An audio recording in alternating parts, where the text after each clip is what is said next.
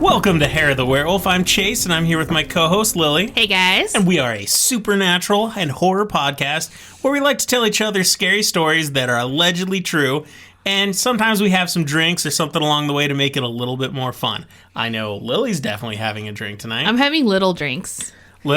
Also known as shots. To those of you unawares, little drinks, shots. Yeah. Little drinks makes it sound so innocent. Shots makes it sound hardcore. Yeah, I've decided I'm going to call them little drinks. I'm just having a little drink tonight. So I'm having water, but I'm being a little bit bad because I'm also eating huckleberry licorice that I bought online. I could not resist. It's Australian style licorice. So don't worry, it's not the black licorice for all you people who are like going, ugh. No. Different thing.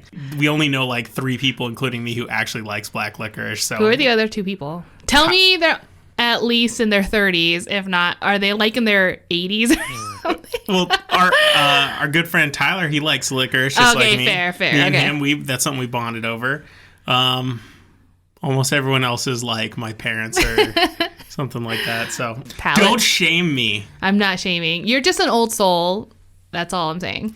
But I have a feeling some of our listeners, particularly in New Mexico, might be doing a little bit of smoking tonight. Oh, because that's right. Just a few days ago, recreational use marijuana got legalized here in New Mexico. Yeah, I'm all for it. I hear I'm a lot funnier when people are high. So please, by all means. Well, they made something like $2.5 or some $1 million in the first day. So probably like that first hour. I mean, seriously. So for all you local listeners who are having a little smoke, what's up? I hope it makes our show even better. I'm talking to you. I'm talking directly to your face. Oh my god. Anyway, so be prepared.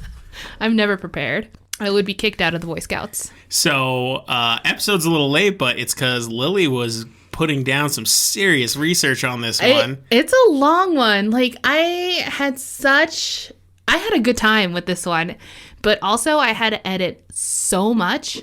Because there's so much. This possibly could have been a 2-episode thing, but I thought maybe let's just make it a really juicy episode, and that's what I decided on. So I won't be doing a story this week, but I will be doing one next week, and It might be a quick fire episode, but I think that's all right. That's okay. Yeah, it'll be 2 in 1 week, because we've been so bad that 2 episodes in 1 week can't be that bad. All right, Lily, so why don't you take one more little drink, and let's get to it. Okay, let me take a teeny tiny nothing drink. Okay. So my story for today is the Crescent Hotel. The Crescent Hotel? Yes. So it's interesting that it was seriously not on purpose. And I know because of the whole Moon Knight thing, and you're obsessed with Moon Knight, and it just came out. Totally different. Honestly, it has nothing to do with that. I'll be the judge of that. You're like, that's so Moon Knight of you. I need to say that more in life. How Moon Knight. And that's actually very possible considering how many personalities he has, that you can say that to a lot of people.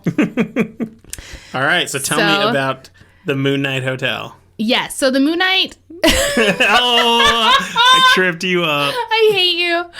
So the Crescent Hotel is located in Eureka Springs, Arkansas. Now, it is a very popular story. Or as our friend would say, Arkansas. Arkansas. So this is a very popular story, and a lot of people might have already heard of it, which is fine. You know, it's one of those things that people kind of know about, but you might have lost some details along the way. So stick around. It's still going to be great. Okay. I sure as hell learned a lot of things, so let's get into it. So like many good haunting stories, usually means they have a very disturbing history. So that's where I'm going to start. Okay. Now, the hotel was built in 1886, and... Man, what's up with the 1800s and horror? That's just when people really, really hated everything. I mean, it sounds like the 1800s might have been the darkest era in modern human history because almost every horror story, and we don't even do it intentionally, we read about, is always tied back to something in the 1800s. I will say, I thought about this. As I was writing this story, I thought about it, and I realized that I only really say 1800s a lot if we're in the States, which totally makes sense because we're not an old country. Now, once I do it, like if I ever do a story on old Native American folktales or something in South America, it might be even older. Like it'll be like obviously BC stuff, but right now we're in the 1800s. I get that you said when you say 1800s, but you seem to be forgetting like the last couple stories I've done were not in the United States, and they were all 1800s. Yeah, I don't know what's up with you then. It's it's a you thing. Don't worry, guys. I'm taking a break from the 1800s for a little while, so you guys can take a breather, and I'm gonna hit up something else. Well, I'm in the United States right now, so we're in the 1800s. And it happened. Yeah. And so this building was originally built as a luxury hotel for the rich and famous. But for one reason or another, it only stayed as a hotel for 22 years before it fell into hard times, which I'm guessing has to do with the Great Depression. So I'm not super surprised. I always have a hard time feeling bad for businesses that are geared for luxury and they fail. Well, it's kind of like, I don't care.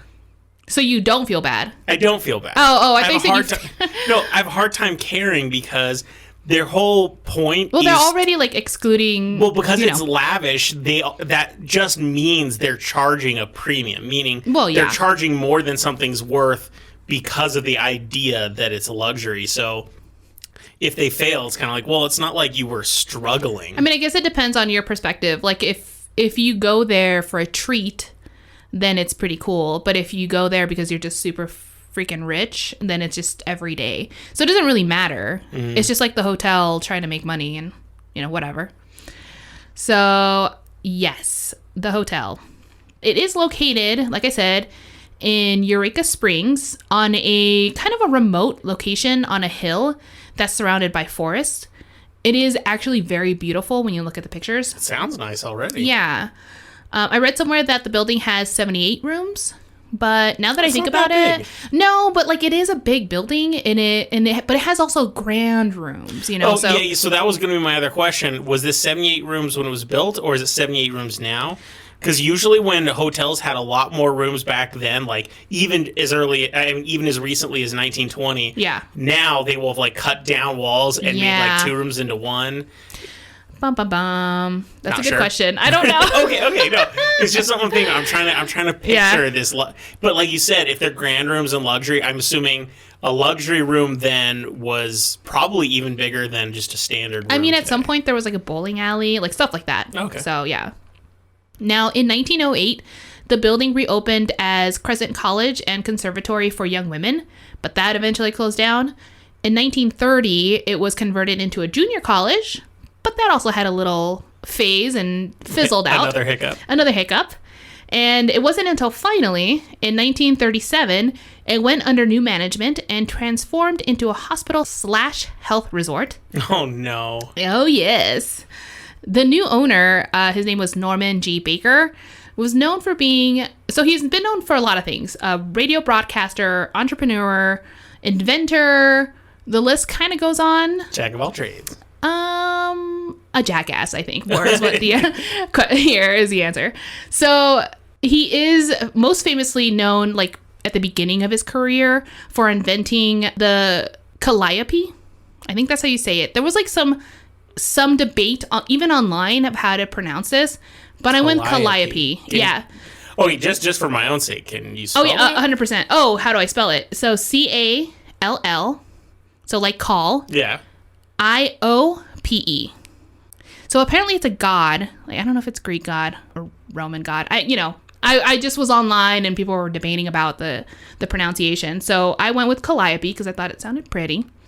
It's also referred to as a steam organ, to which at the time would have been most commonly used for riverboats and at the circus. And it kind of makes like a really loud sound. It has some sort of variations, obviously, into like different tunes, but it can have the potential of carrying multiple miles across. So it's loud, but it also... I've had a shot already. Is he really that famous? Because I've never even heard of this. So that's not what he's famous for. That was his earlier career. Okay. So I'm kind of getting into the Baker era right now, is what I'm going to call it. Now, when he was on the radio, that's kind of more or less when he started to make more of an impact on society. Okay. His initial intention and alleged reason to start a radio station was to make his town of Muscatine famous across the Midwest. This is also the reason he was granted the radio station. However, it wasn't long until Baker decided to attack other radio stations for monopolizing the airwaves, and in particular, like companies like AT&T. He spent a lot of money and time in litigations over his allegations. So he was suing, he was being sued. So again, I didn't spend a lot of time in this part of the history because even though it's interesting, it wasn't relevant.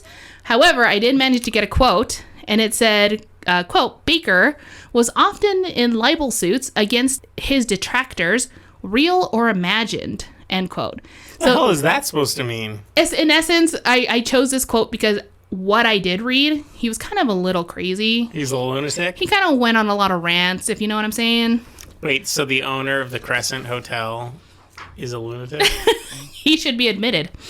So one thing to note, around this time in his history, he also campaigned against mandated cattle TB tests, water fluoridation, vaccinations, and aluminum cookware because he claimed that all these factors caused half of all cancer cases.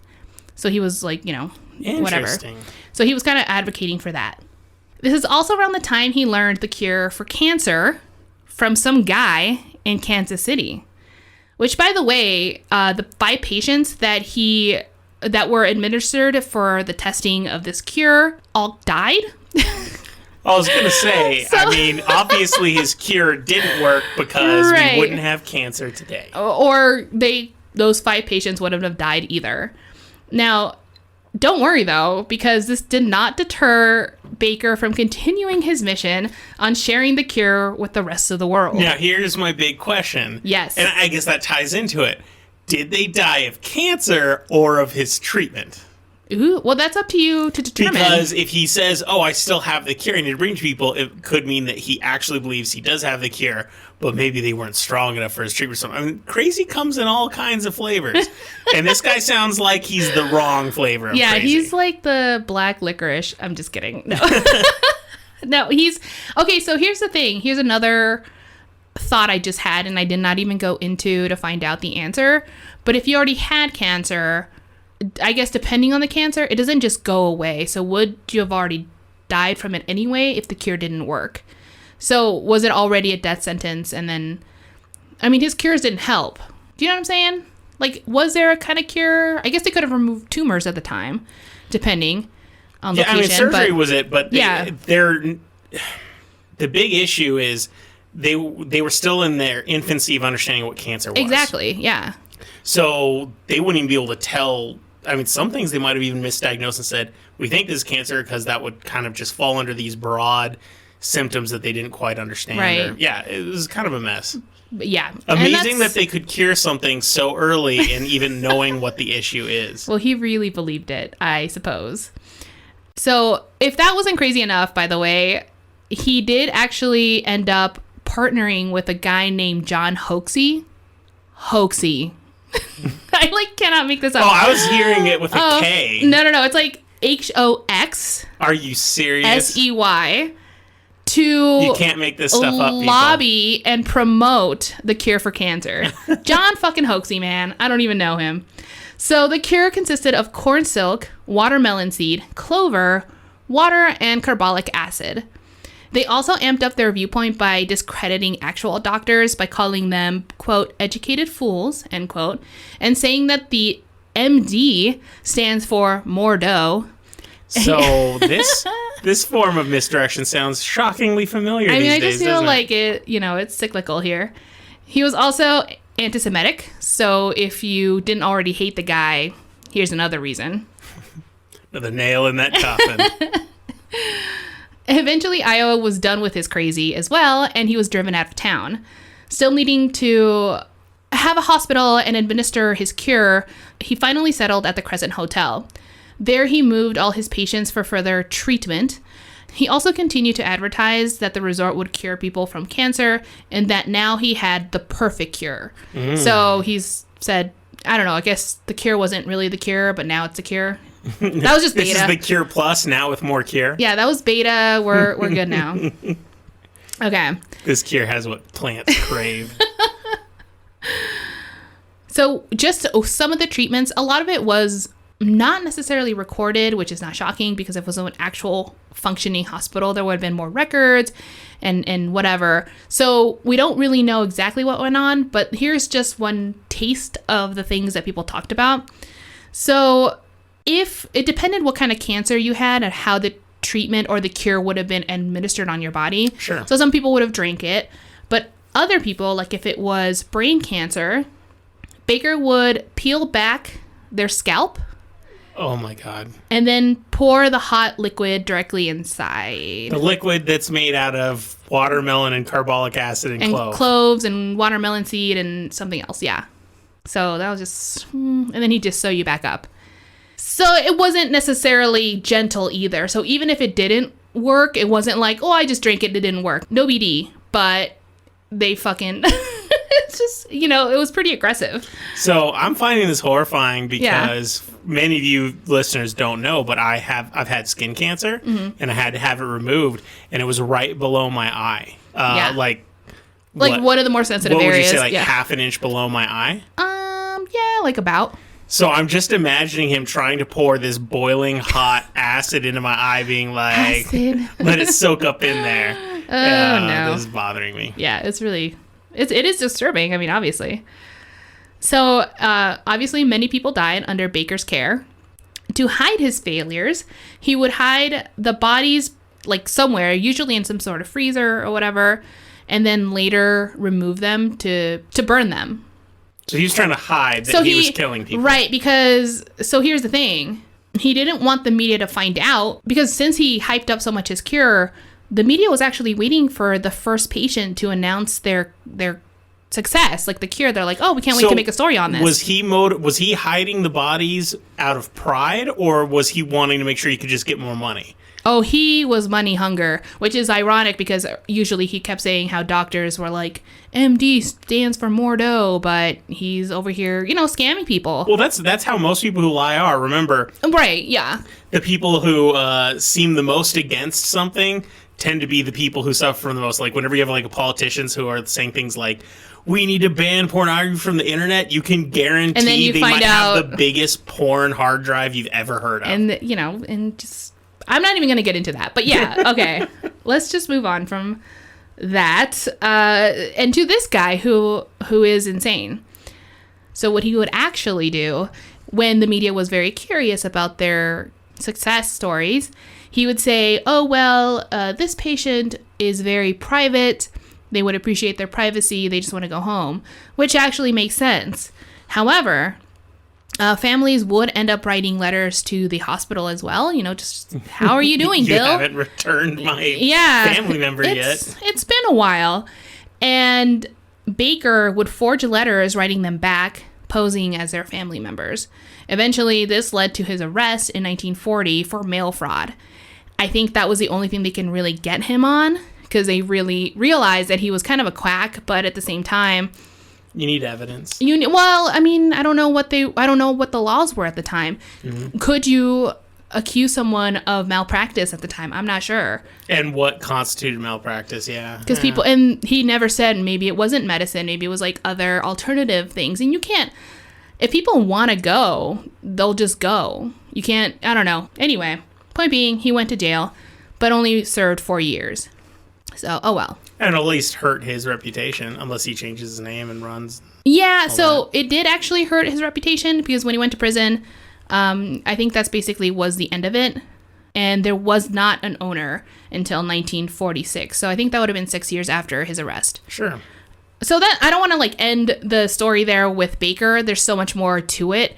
And I will resurface some of the history, because that comes back up. It becomes relevant. Obviously, to the ghost stories. So I'll let you know more about it later. But right now, we're going to move on to the next owners, who were 4 people that ended up purchasing the property. And they wanted to kind of convert it back to a hotel. And I think they did for a little while. However, the building caught fire in 1967 and almost burned down completely.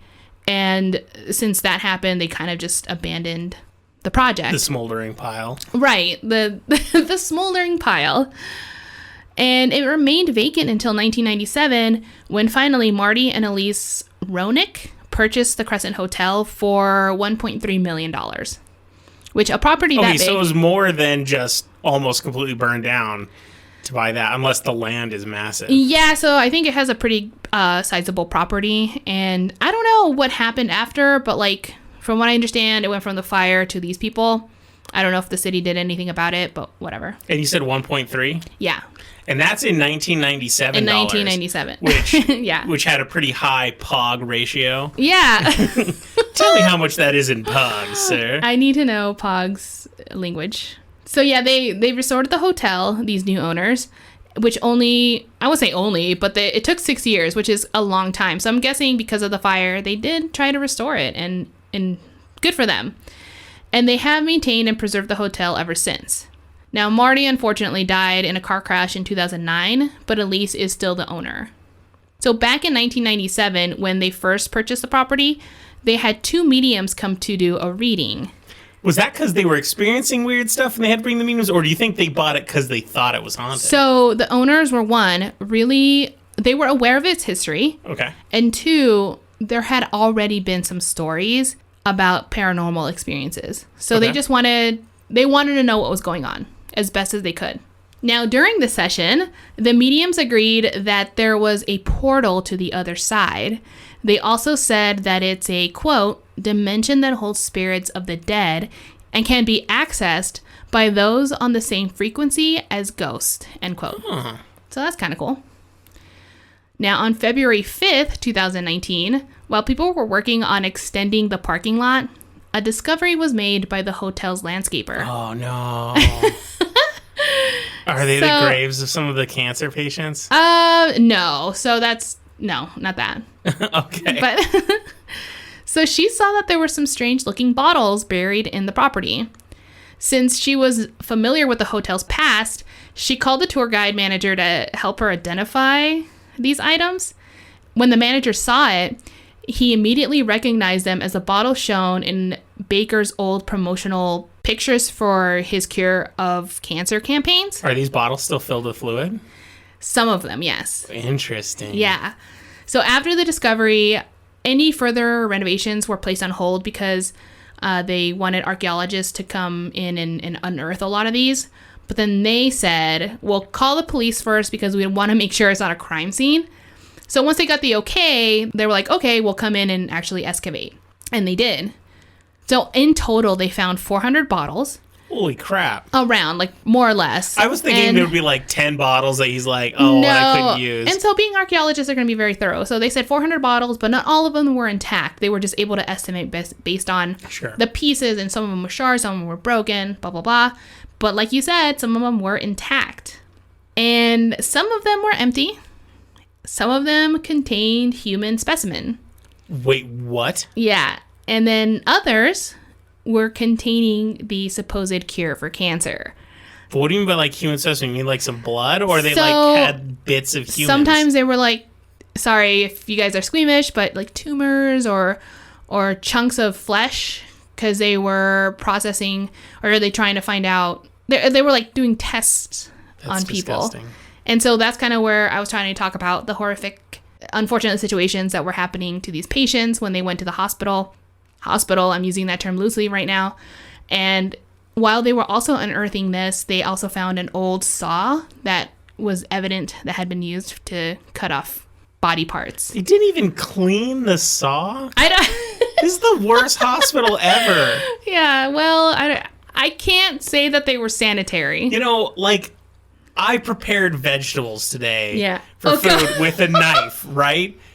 I mean, I guess. And I cleaned my knife and everything. I'm pretty sure if an archaeologist found my knife, he wouldn't be like, oh yeah, he used this for tomatoes and peppers. Yeah. It's because you clean it. They left the human bits on the saw and said, and now we're going to bury it outside. I don't know how much human bits. You know, I don't know if it was naked to the human eye, but whatever. Yeah. They were assuming maybe even. This is gross. It is pretty gross.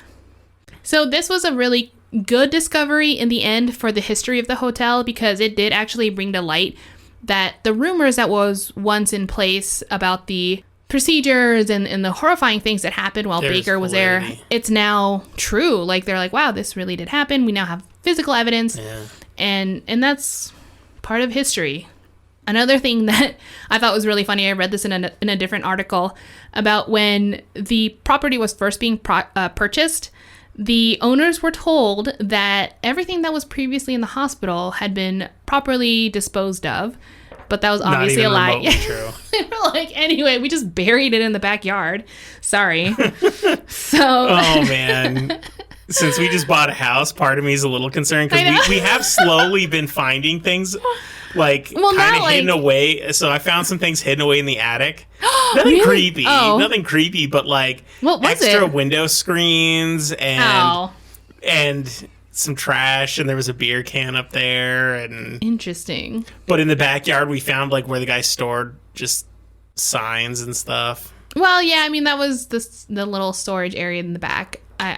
Anyway, for those of you who have no idea what we're talking about, we have 2 storages in our backyard, and I don't know why we have 2 big ones, but that's what the previous owners had. Yeah, it wasn't our choice. Right, and one of them before, like 2 days before we were closing, we realized had all these like old slide, what are they called? Like slide projector pictures? Slides in projector slides, yeah. Boxes and boxes. Boxes and boxes, and we didn't want to keep them. I have no idea what they had on them. I did not want to find out. I wasn't curious enough. And so we asked the people, we're like, look, before we close on this house, you got to get rid of these. I don't want them. I figured he was probably either the people who lived here either traveled a lot maybe, or they were maybe professors. Yeah. But then there's always this part in the back of your mind that imagines something either really disturbing or really wacky. Here's the thing. It's such, I can guarantee you it's a generational thing. I think slides were fine back in the day, but now they've been used so much in horror movies that I'm like, it's always just it's meant creepy. to define someone who doesn't do things the normal way, because he's like, I still have a slide projector. Yeah, you're like, what the hell? I mean, look at this show Friends. What was supposed to be like the most horrifying thing was when Ross tried to show people his slides. Yeah. And so people were like, oh my God, don't do this. Either way, even if it wasn't horrifying material, I'm sure it was really, really boring. So I didn't want it either way. So moving on, let's go into some of the hauntings, finally. This is where we were headed the whole time. This is what we were here for, people. And now that I'm looking at the time, I actually think we need to take a break. Oh, absolutely. And I'm so sorry. It's only 2 seconds to you guys, but I've been holding back on my licorice so you guys didn't have to hear my smacking sound. So I need to get my licorice on. We'll be right back. All right, I got a little bit of licorice in me, and she's poured another one of her little drinks. Yeah, I'm going to save that for a little bit later. Maybe, how about you let me know when you feel the moment. Yeah, can't have you getting too hopped up on booze. You got a story to tell me. I have a whole bunch of stuff to tell you guys, and I'm only on page 3 of like, I don't even know how many, and this is now from here on out haunted stuff. So let's get into it. The good stuff. The good stuff.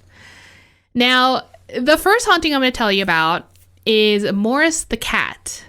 Now, there was a cat that used to live on the premises. It was a tabby. And while he lived a very long life, from what I understand, it was like 21 years, he passed away. Damn, that is a long time for a cat. It is a very... You know, we always talk about dog years, but I don't know if anyone mentions cat years. I thought most cats only made it like 12 to 14 years, but you know what? No, that's not... I thought they were like sometimes in their 20s for sure. Man, shows what little I know. I mean, I've never owned a cat, but that's what I hear. I've taken care of a lot of cats house sitting, but I've never owned a cat either. They don't tell you how old they are? I ask. Trust me, I ask. Okay. So he was very beloved and taken care of. So to this day is the reason why people think he still roams the property. Now, you're like, okay, so there's tons of cats everywhere. Maybe it's just a random cat. However, this cat also likes to rub his body against you, and you feel like a furriness somewhere. Interesting. And when he's feeling feisty, he'll jump on your lap like a cat, except you can't see him. But you can like feel it. You can literally feel this cat on you. Okay, that's kind of cool, though. It's so cute. I know. I love cats. It's a little jarring, I think, when it happens, but when you're like, oh, it's just a ghost cat, and then you can kind of get over it. When he's angry, does he jump on tables and just push the glasses off? So it's like a ghost just pushing off glasses. Now, see, I think they should take that in consideration when things fly off the shelf. They're like, it could be the cat. It could be the ghost cat. So I'm going to go into some of the rooms that are haunted, some of the hot spots. All right. Now, in room 212 is used to be an in-house doctor's room, and his name was John Friedman Ellis.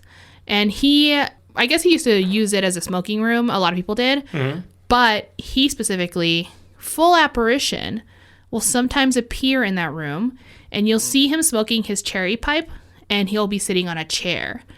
And sometimes people just smell the tobacco and then eventually fade away. So sometimes it's just like a smell, but sometimes you see this dude sitting on his chair, smoking his pipe. Now, room 218, which is also known as Michael's room, while the hotel was being built, an Irish stonemason named Michael was working a couple of floors up on the side of the building outside. Sure. And that's when he saw a very attractive woman walking by. So he decided to get her attention, but lost his footing and fell to his death. He didn't land on the ground, however. Instead, he landed on what would be known as room 218. Oh, so the room is where he died, but it wasn't a room yet? Right. So it was going to be a room. It was still being constructed, and then he died falling into that room. Now, in no way meaning to make any less of this poor guy's death. Right. I'm pretty sure most women who've been catcalled by construction workers are pretty okay with him dying. Like, that's what should happen to all of them. She's like looking at him, drop dead, and then it fucking happens. I feel like, oh my God. She's like, I must use this power for good. I know. Well, so it's believed that his spirit lingers there, and one of the identifying factors that they related to it being Michael is that sometimes he likes to still catcall women and grab their butts. He didn't learn his lesson. He didn't learn anything. What a jerk. I know.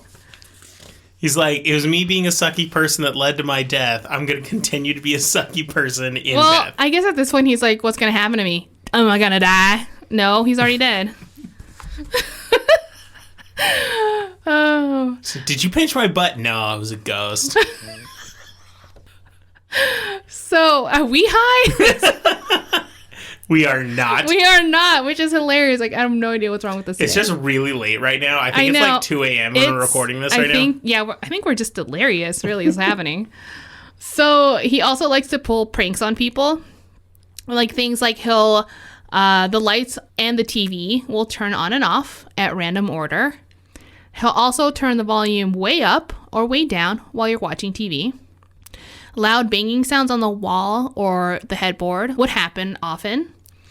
Now, he'll also tie curtains and towels into knots. So he's really making everything inconvenient at this point. He's just mischievous. He's very mischievous, yeah. And sometimes when the weather is really hot, he'll turn down the AC. And when the weather's really cold, he'll turn down the heater. So for me, like, if he does that in the cold, I'm like, you're basically trying to kill me. That's a threat to me. Trying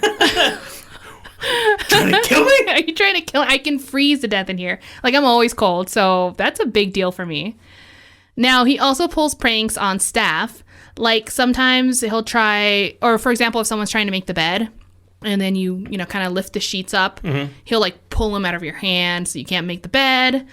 He'll also hide cleaning supplies and stuff. So while you're trying to, like, you go back to your cart and it's like somewhere else in the room and you're like, what the hell? So it just takes people longer to like do what they do. So yeah, annoying. I'm not really a fan of Michael at this point. So yeah, so don't hang out in that room. Don't hang out. 218, not 218. What was it? Thought it was 218. Oh, I think it was. You're right, 218. Because the other one was 212. Yeah. That's the first one. So 218, avoid that one. Now, on a kind of darker note, people have seen hands come out of the bathroom mirror that's reaching out to them. Yeah, it's a little goosebumpsy. Yeah.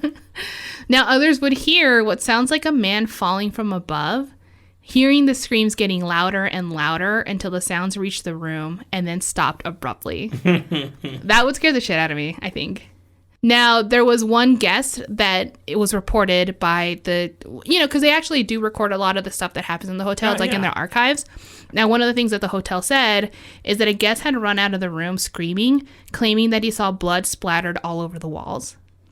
Oh, that's messed up. Yeah, and when they went to investigate, because obviously they're very concerned about this, and there was nothing. So it's just, yeah, it's one of those like reoccurring kind of things, and then also Michael messing with them, or he made it somehow manifest. I don't know. So that'd be horrifying. Wake up and see blood splattered everywhere.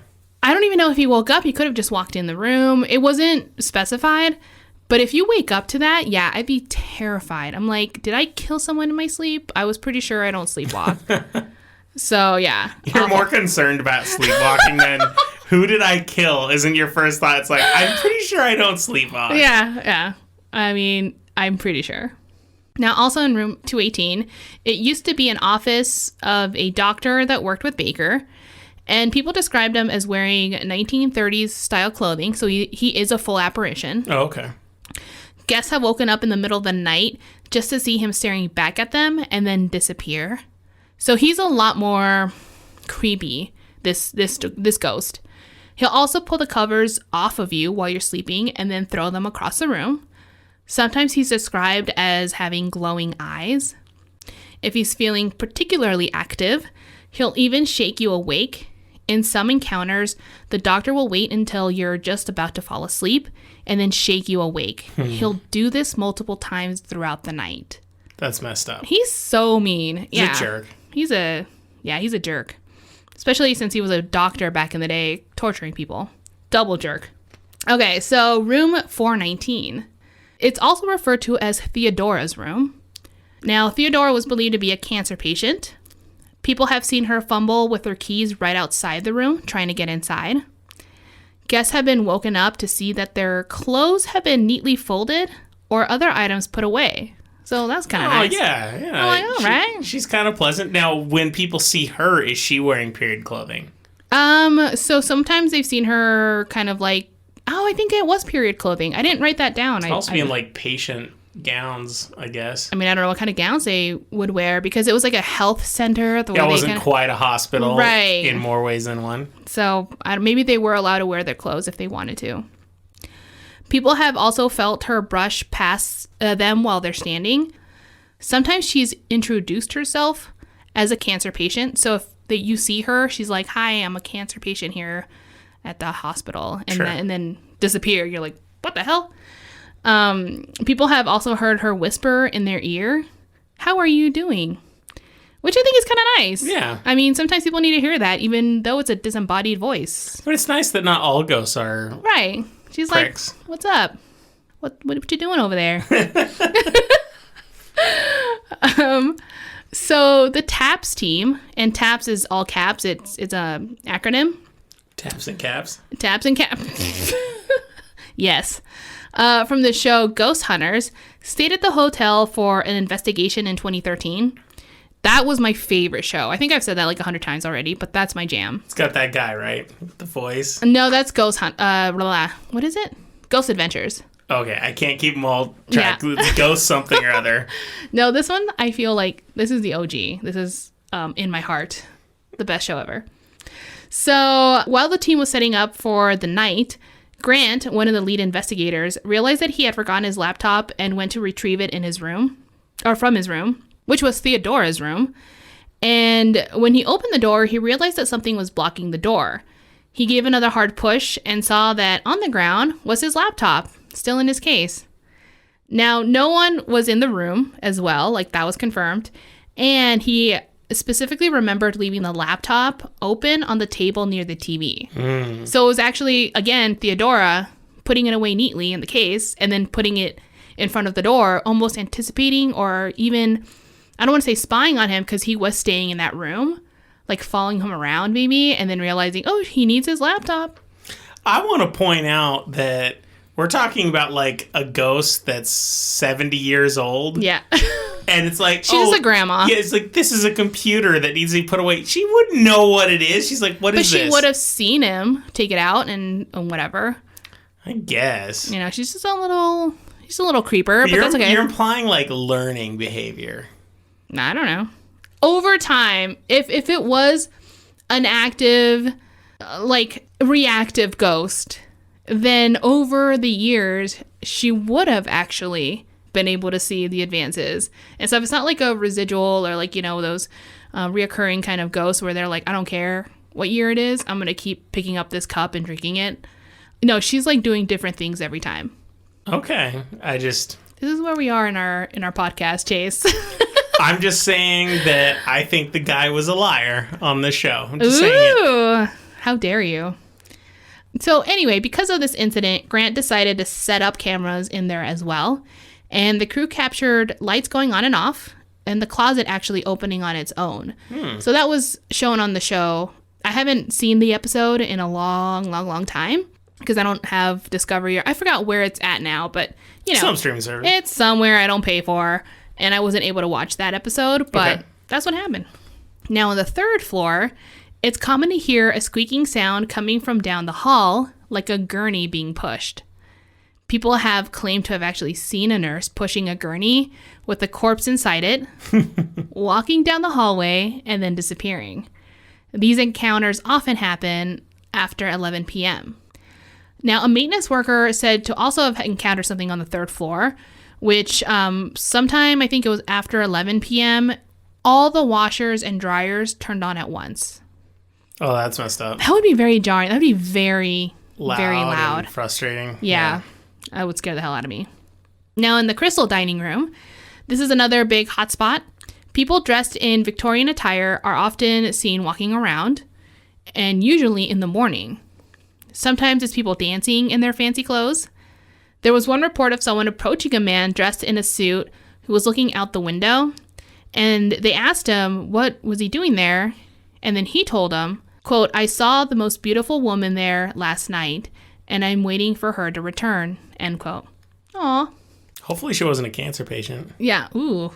It could have been, since he was in fancy clothes, I'm guessing it was. Yeah, I highly doubt they were having fancy parties when it was a cancer like a ward. resort back in the day, So sometimes a room will be rearranged or organized or messed in some other way. Like there would be menus scattered all over the ground, or the tables would all be on one side of the room. Chairs will be facing a certain direction. So they kind of really mess with the room as well, which is kind of rude. Typical poltergeist stuff. It's very poltergeisty, exactly.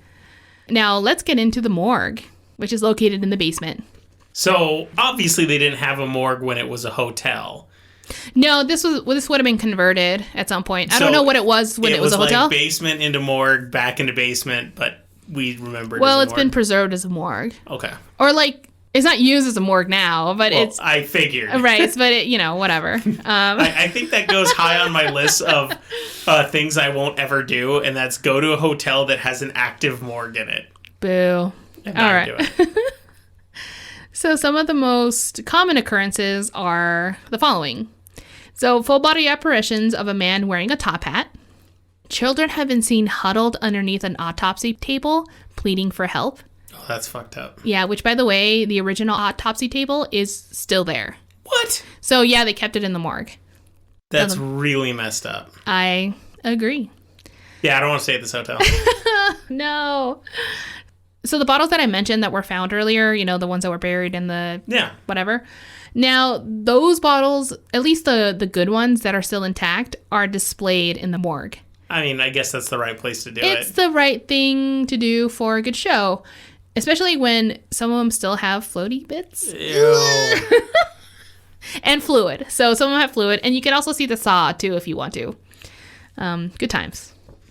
The hotel also hosts ghost tours every night. And on Halloween, they do a special seance thing. There are tons of different tours that you can take. You can take late night ones that go to the morgue, ones that don't. Historical tours, some for kids, and they all range in prices based on all that stuff. I think it starts at $15 and then goes way, way up high. Sure.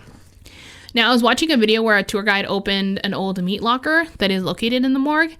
It's where they had stored dead bodies, obviously, and he said, anyone that wants to enter this room to take a picture, go ahead, and then I'll close the door and turn off the lights. Oh. So that's an option during the tour. I think that's pretty cool. The video skipped to something else, and I was really bummed because I wanted to see if anyone did it, especially in that tour you group. Would do it. I would so freaking do it. Well, yeah, but with our luck, you'd be in there and you'd be like trying to turn on the flash on our phone picture. You know I wouldn't be able to figure it out anyway, so like... And he'd open up, he's like, you any good pictures? And you're like, no! Close the door again! Oh, God, yeah. And then they'd be mad at me because I won't leave. Other things that I saw on YouTube, there was this one video called Most Haunted, the Crescent Hotel Ghost Tour, if anyone's curious and wants to see it.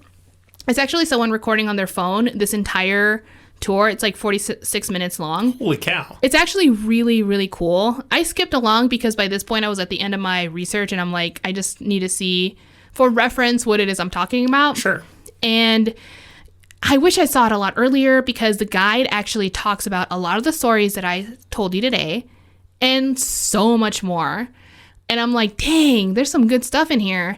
So you actually hear and you know, the tour guides, they're so professional. They have like, I think, top tier ghost tour guides and they're super like, you know, I don't want to say like theatrical or whatever. They're very just, they're committed to the role. Well-versed. They understand the material and I don't know. It's a good show. It's worth it. See, I'd be down to go on the tour. I just don't want to stay at a hotel that has a morgue in the basement. But some of the tours go into the morgue. I'm okay with going into the morgue. Oh, I just don't want to stay at a hotel with a morgue in the basement. I guess that's fair. I got standards. You got fears, is what I hear. Same thing.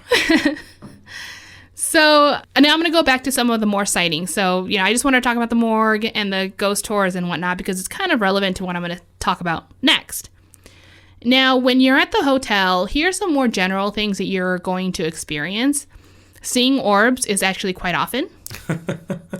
Finding strange anomalies in your pictures is also common. Like, I've always wanted to see something like that in person. Yeah, so it's usually like a black smoky mass or a white smoky mass kind of thing that you see in your pictures that is so not supposed to be there. Yeah. You know, we don't have old-timey and it cameras doesn't look anymore. like a traditional development error or anything like that. No. It's on your phone. What development error? You know? So, you know, there's that. And there's also a little girl around 4 years old that has been seen bouncing a ball. It's believed that her name is Becky, and she's the 4-year-old girl that had died there at the hospital when she had some sort of appendicitis complication thing. Something that the tour guides have noticed after the bottles had been dug up and then put on display is that guests have commented on seeing more black shadowy figures in the morgue, as well as increases of cold spots or feeling like they're being touched, so they actually get touched. And this was something that the tour guides eventually started like realizing after the bottles were unearthed. Started happening a lot more. Just an increase in activity. Yeah, like something crazy is going on. So you're telling me those floating bits are haunted? So either the floating bits are haunted or the atmosphere in the hotel was disturbed by the bottles and we're not cool with it. I'm going with haunted floating bits. Okay. That'll be the title of our episode. Haunted pulp. Ew! It's like the grossest thing you said to me ever. But I do think haunted floating bits might be a really good title. We'll see what we pick as the title. So Mr. Baker has been spotted at the hotel as well. His apparitions have most often seen in the recreation room, which is located in the basement. He's usually hanging out at the foot of the stairs, dressed in purple or in a purple shirt and wearing a white linen suit. He often is portrayed, or like when people describe him, they say that, yeah, he looked really confused and unsure of where he was. So I feel like he's kind of like kind of like limbo maybe. Sure. Which I'm like, good. Now, to speak of the purple shirt that he was wearing, apparently he was really obsessed with purple completely. Like when he did some like cosmetic renovations into the resort that he was building, everything was lilac. He would wear purple suits. He had purple cars. I mean, if you didn't already know he was pretty eccentric, this was just another feature that he had. To the extreme, he's like the Joker. Yeah. Yeah. Except I prefer the Joker running the show, so I don't know what that says about me. Anyway, when the building was a conservatory for young women, a woman did die when she fell from the balcony. Now, it's uncertain whether she was pushed or she jumped, but guests have reported hearing screaming falling from that exact area. Yeah. Now, the chef who worked at the hotel has 2 strange encounters, and these are like, this is like an article that I read. I think it was in 2016 or 2017. Okay. So I don't know if he still works there, but he was a chef there. And one of them was one morning when he was preparing food for the day, he saw a little boy with pop bottle glasses staring back up at him, and then started skipping around the room and then eventually disappear. On another day, while getting ready for opening and everything, he said, quote, all of the pots and pans came flying off the hooks. End quote. Yeah, that's messed up. So the first one I was like, maybe he actually did see a kid. The kid was just really good at hiding. But the second one, I'm like, that one's a little messed up. Some say he's still hiding. Now he is a ghost. He is a ghost. So I'm going to talk about just some personal experiences that I was able to find that I thought were really fun. Are these TripAdvisor reviews? No, actually, I didn't go to TripAdvisor. I was thinking about it, but there was just so much material. I don't even think I couldn't fit it all, man. I just couldn't. So one of the tour guides at some point approached the general manager, Jack Moyer, that he was getting concerned that multiple people from different tour groups over time have fainted at the exact same spot for no explanation whatsoever. When the same place in the hotel. Yeah, the exact same spot. That is People weird. kept fainting.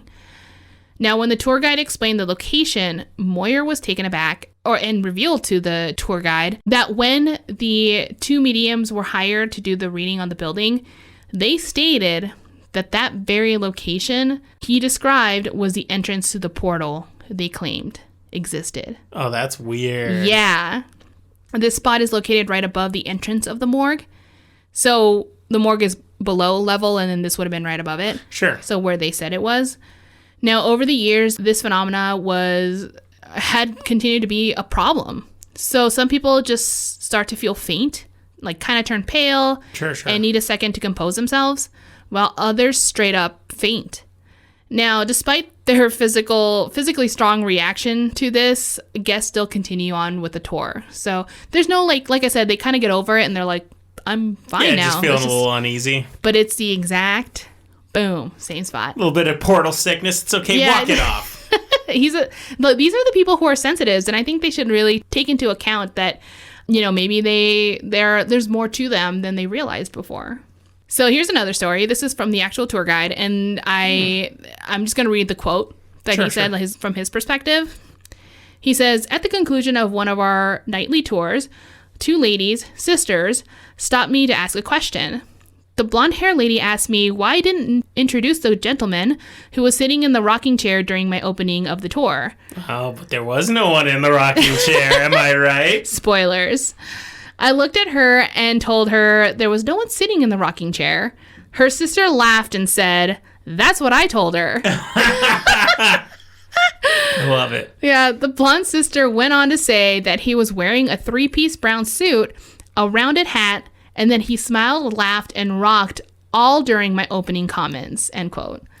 And so she wasn't at least partially alarmed that the guy was wearing a very atypical to the time suit? But see, here's the thing. I think it was because she was like, I bet you he's part of the tour, but she's not going to interrupt the tour guide and be like, who's that guy? Right here. I'm looking right at him. No. You're just going to be like, oh, it's a theatrical, you're in this grand hotel. It's beautiful. They're going to shell out for a cool actor. I just love that the sister's like, that's what I told her. And I'm like, ooh. Because it's no longer like an act where they actually had a guy. Right. And they have everyone in charge saying, we didn't see anyone. Her sister's like, there was no one. She's like, there. I have no idea what you're talking about. There's no one there. Exactly. Sorry, my sister's kind of an idiot. That's what Evie says to me all the time. So here's a story, like a direct story from a guest from their perspective. They said, I captured a lot of different orbs on my camera phone, but I had one orb seen by my naked eye. Basically, kind of attack me. It came from across the room down in the morgue and zigzagged at me, then flew behind me. It made me feel very uncomfortable. Plus, I got super cold. Did you write this? It sounds like you talking. No, that's why I kept Plus, I got super cold. I was like, is this me? A few seconds later, it appeared again, coming from behind me, traveling back across the room straight at me. However, the second time, it stopped and was just like hovering in front of me, and it was checking me out, and then eventually disappeared. End quote. I just love the description because I feel like it's so ridiculous. It has to be true. Like, I can totally see this happening to this person. That was totally checking me out. I mean, I was looking real cute, so I get it. And I don't know. It was probably the way I read it, but that's how I read it when I first read it. So here we are. I'm gonna smack that Orb, you shitbag. Whore. I hope you guys know what we're talking about. It's like the oldest video on YouTube. Anyway. Otherwise, you guys think we're just insane. I mean, they probably already think that, so it's fine. Just add it to the list. So here's my last story. One spring afternoon, a couple checked into the hotel. When they received the key, they took the elevator to the second floor. There, they were met with a man dressed in Victorian attire and was asked if they needed any assistance. The couple said yes, and they were led to the room 221. The man opened the door for them, and the couple walked inside. They noticed that the man stood at the doorway and tilted his head back and forth. The couple quickly realized that they hadn't tipped him, so they went over to grab some cash. But when they looked back, the man was gone. The couple just assumed, I guess he left. No big deal. The next day, when they returned to their room, they discovered that their key didn't work. So they went to the front desk to get some assistance. After hearing their strange story, the front desk person was very confused and said, this card key is telling me that it's for room 321, not 221. And that the man that they had described didn't work at the hotel. So they were led into a room that wasn't theirs. That's messed up. I know. I was like, oh, hell no. That's not ghost stuff, Yeah. That's like creeper. Yeah, it's like, were they watching? Was he watching them now? He's like, yeah, come into this one. I'm in here. Yeah, you don't want to get sold into the sex trade Oh, God. by going into the wrong room. I mean, I wasn't thinking that, but that's even scarier now. Yeah, that's like the most terrifying thing I can think of. Yeah, exactly. So, like I said, there's just tons and tons of story. We're already, from what I'm seeing on our computer, it's been an hour. It's probably going to be edited down from there, but it's so much information, and I barely scratched the surface. And I hope you guys at least like maybe want to see some YouTube videos. There's some cool stuff out there that you can get your own like piece of information. But I hope I did it justice, and I hope you guys enjoyed it. Well, I want to go on the ghost tour. Yeah. And I want to see the bottles and the floaty bits. Oh, yeah. I want to see where the portal is. Do you think they tell you where the portal is on the tour? They do. Okay, they're like, Yeah. This is the portal, and I'll push you into it and see if you faint. Yeah. Well, if I hit my head, I will. Well, I'm not going to push you that hard. I was going to do, like, a gentle little husbandly shove. A husbandly shove. I hope. Not like I'm going to push you into a wall Right or now, something awful. someone's calling the cops. Just kidding. Right. No, I meant just, like, a little nudge into the portal. I didn't mean, like, I was going to, like, commit domestic violence. You're like, take her, not me. Yeah, so I want to see the hotel. I'm not interested in staying there, though. I would love to stay there, but I also respect that you don't. It is a very haunted hotel. It's like top rated. I'll make a deal with you. If you can find something worth doing near it in Arkansas. Into the forest? Yeah, I was like, you find something interesting worth doing near it where that hotel staying there makes sense, maybe we'll do it. All right. But I'm pretty sure I'll figure it out. I'm pretty sure we're going to be driving through, do a tour, and just keep driving. Well, from what I understand, it's like a spa now, too. So it's really what people go there for. So a lot of times you're not actually staying there. You're just visiting for a day thing or like this kind of like really ultra relaxing. I mean, that makes sense. Usually you want like a skin cleanse and a nice massage followed by a haunting. Yes. That's my dream. As soon as you get a massage and you're relaxed, they're like, bam! Bam! And that's how they make their money. Retensed. Yeah. And you have to pay for another massage. I mean, it's... You can go in there and it's like, can I get the haunting first so you can calm me after? It's like, it don't work that way here. I request a haunting first. So, yeah, I mean... Well, awesome story. I never heard of the Crescent Hotel. Yeah, like I said, the name is just a coincidence. But Nothing to do with Moon Knight. It does seem that it spent most of its time as a hotel. Started as a hotel, finished as a hotel. Right. Just had a small little blip when a crazy guy's like, I can cure cancer here. A very impactful blip, and yeah. he couldn't do it. Nope. No, he did not. Impactful enough that it seemed to have caused all this haunting. Yeah, exactly. Because none of the hauntings, well, they did say people in Victorian clothing, and that would have been before he was doing his cancer treatments, so right? there is, like I said, I think it was called the Crystal Dining Room, and people would be dancing and stuff. So I don't know, but again, there's a portal, so there's this idea that it's just going to generate a lot of activity in general. Yeah, not necessarily always people who died or had an experience during the cancer era. Right, exactly. Well, interesting. Yeah, I hope you guys enjoyed it too. And I just want to say thank you all for joining us today. I hope you guys had a great weekend. Sorry that we weren't there to greet you earlier this week because it's a little late. And I also want to take a quick second and say that I really, really appreciate you guys. And it's been so much fun doing this show. And I know that a lot of you have been here since the beginning. I feel like I don't take a lot of time to express this and how much I don't know. I seriously thank you. And that's all I'm going to say about that. But now, if this is your first episode with us, welcome. And I hope you stick around for next week and also listen to our past episodes. We got some really cool stories, in my opinion. All of my stories are great. Yeah, obviously. So, if you want to skip to the second half, Chase has got it going on. Now, if you guys want to write to us with your own personal spooky story or a topic suggestion, please do so at hotwpodcast@gmail.com. And as we always say, if you find yourself having a work week hangover or a different kind of hangover, well, don't worry, because the best cure for a hangover is fear. Bye.